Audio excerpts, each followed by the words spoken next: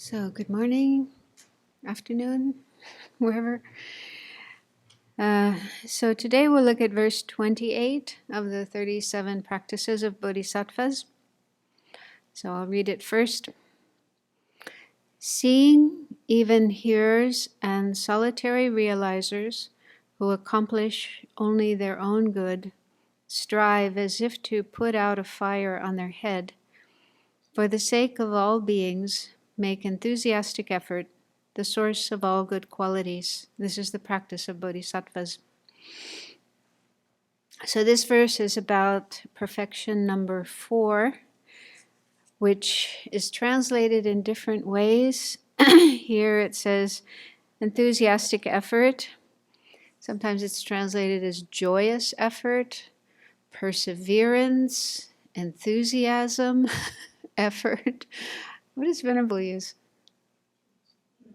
Joyous effort. That's the one I like too, because the the description or the definition of this mental state is taking delight in virtue. So the idea is you're happy to engage in virtuous activities.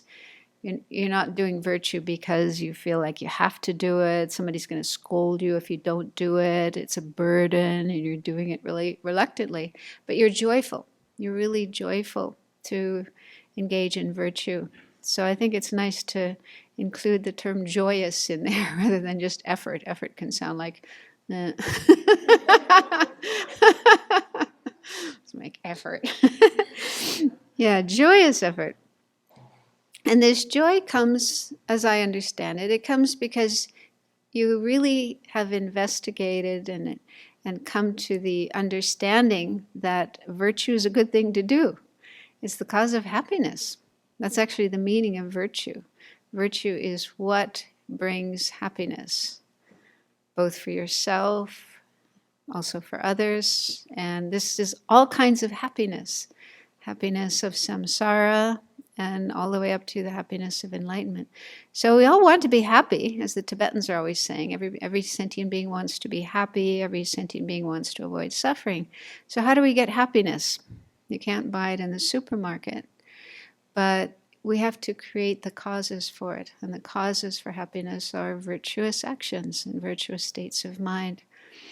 So ideally, one thinks about this and comes to an understanding of this, comes to a conviction from their own experience. And that's, I think, where the happiness comes from, the joy. Oh, God, oh boy, I get to create virtue. I get to do something virtuous. Okay. And here in this verse, it mentions hearers and solitary realizers. So these are followers of the Buddha who aspire to attain nirvana. And nirvana, the nirvana they're trying to achieve is sometimes called individual liberation or solitary peace, meaning that you're achieving this for yourself. You want to get yourself out of samsara and to a state of peace, a state of freedom, no more suffering, no more causes of suffering. So you're doing it for yourself. You're bringing yourself out of suffering. So that's their goal. And it's saying that the energy that they have, the kind of effort that they make to achieve that goal is similar to the energy somebody would have if their hair caught on fire. I mean, most of us don't have hair, but if you if you did have hair, and then maybe you're cooking and you get a bit too close to the fire and suddenly you realize your hair is on fire, you're just going to stop everything and put out that fire. You're not going to, the phone may be ringing, but you're not going to go and answer the phone first, right? You're going to get that fire, because it's so close to our face and our head and so on. So get that fire out. So that kind of effort or enthusiasm or energy that somebody would have to put out a fire on their head, the fire in their hair, is similar to the energy that the hearers and solitary realizers put into their practice. They're really working hard, really striving hard to achieve self-liberation or individual liberation. So it's saying that bodhisattvas, on the other hand, are striving to free not only themselves, but all living beings, every single sentient being throughout the universe. Free them from suffering and the causes of suffering and bring them all to enlightenment. So that's the goal of a bodhisattva. So a bodhisattva should have at least as much energy in their practice as the hearers and solitary realizers, if not more, because the goal is far greater, is far more beneficial, not just oneself, but all other beings as well. And so one thing we need to do to have more of this joyous effort is to counteract laziness. Laziness is the opposite of joyous effort. So we need to recognize laziness, and if we've noticed it in ourselves, to remedy it. And there's different kinds of laziness. One is procrastination. That's when you have the wish to do something virtuous, but you put it off later, and then eventually you run out of time and you never get around to doing it. So that's considered a kind of laziness. Another kind of laziness is being attached to doing things that are either non-virtuous or not beneficial, like meaningless. So I'm sure we've all had experience in our youth of staying up all night, partying, right? Talking, watching movies, watching TV. Okay, so when it comes to things like that, it's not too difficult to stay up all night. But if somebody says, let's do an all-night Tara practice, let's stay up all night and do meditation, it's a little harder, isn't it? I've tried it. It's actually really hard to do, to have that kind of energy. But anyway, this is a normal thing, that when it comes to things that aren't necessarily Dharma activities and may even be non-virtuous activities, then sometimes people find a lot of energy and they're able to do that for a long period of time. But when it comes to Dharma, we can quickly get bored, tired, want to give up. So that's another kind of laziness. And then another one is called discouragement, laziness of discouragement. And this is the closest thing I've ever found in the Buddhist teachings to what we call depression. Normally in Tibetan Buddhism or other forms of Buddhism, they don't have a word for depression. They don't talk about depression, which is such a big problem in the West. But this one I think covers at least some forms of depression, because it's explained as feeling hopeless, feeling, I'm lousy, I can't do anything, I'm a failure, I'm a loser, very negative, self-deprecating kinds of thoughts. And that becomes a kind of laziness, because when you feel that way, well, for one thing, you may not even think you can do anything, right? You may think, what's the use of even trying? I can't do anything, I can't change, I can't become enlightened, I can't do this, I can't do that, I can't meditate. So this feeling of I can't do it. And also sometimes there's just no energy. Like when people are really depressed, they can't even get out of bed. They can't even get up and make themselves breakfast, right?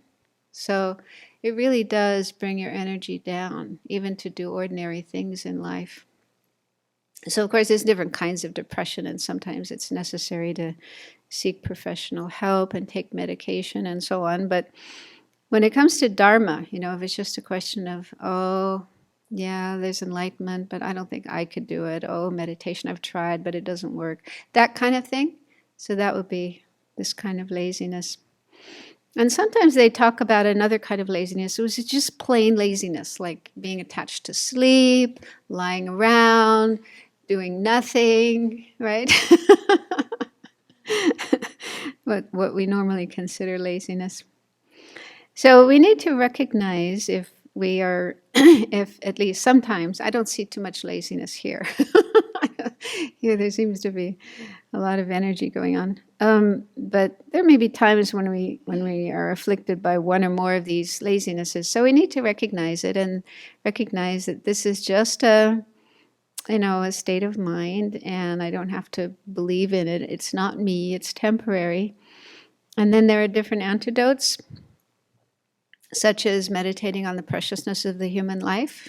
That wow, they've got this fantastic opportunity to do so much good, to create so much merit. I really want to use this time, to at least start working for enlightenment. And also impermanence and death. This life isn't going to last forever, so we should use it while we have it. We don't know when it's going to end, but when it does end, the only thing we can take with us is the virtue that we've created and the non-virtue. So we need to make sure that when we come to the end of our life, we have as much virtue as possible and as little non-virtue as possible. And I was thinking this morning about this children's story about the little red hen and the other two animals. I forget the other animals. Is it a fox and a...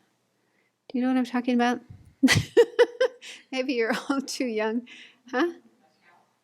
There were these three animals, and two of them were just playing all the time, during the summer and the fall. They were just having a good time and playing. And the little red hen was working really hard to collect food and firewood and so on for the winter. And the other two were teasing her and saying, "Come and play with us. Why are you working so hard?" And she said, "Well, let's see. We'll just wait and see." And so then the winter came, the snow started falling, and the other two had nothing. They had no food, nothing to keep themselves warm, but the little red hen, was cozy in her little house and her fire and her food. You never heard that story? Do you remember what the other two animals are? I think a cat. Cat and a fox, maybe? Anyway, it doesn't matter. The point of this story, it's a good Dharma story, I think, because it's similar. We're all on our way to the end of our life. We're all on our way to death, which is like winter coming. And if we just, like many people, we just spend all our time having a good time and playing and enjoying ourselves and accumulating material things, which we can't take with us to the next life, then at the end of the life, we're going to be in trouble. But if we are wise, like the little red hen, and we spend our life accumulating as much virtue as possible, then we'll have that wealth of virtue there in our mind to help us at the time of death and into the next life. And also just thinking of Buddha nature. Buddha nature is really helpful, especially for the laziness of discouragement. Everybody can become enlightened, even bugs. So if a bug can become enlightened, so can we. So these are some of the remedies to laziness. But on the other hand, we also have to be careful not to push ourselves, because even in the teachings on effort, it says even bodhisattvas need to take a break sometimes. So we can kind of put too much effort and burn out or get lung or other kinds of problems. So we also have to be able to recognize when we need to stop and take a rest, take care of ourselves, our physical and mental health. So we need a balance. Effort, joyous effort, but also taking care of our energy. Okay, thank you.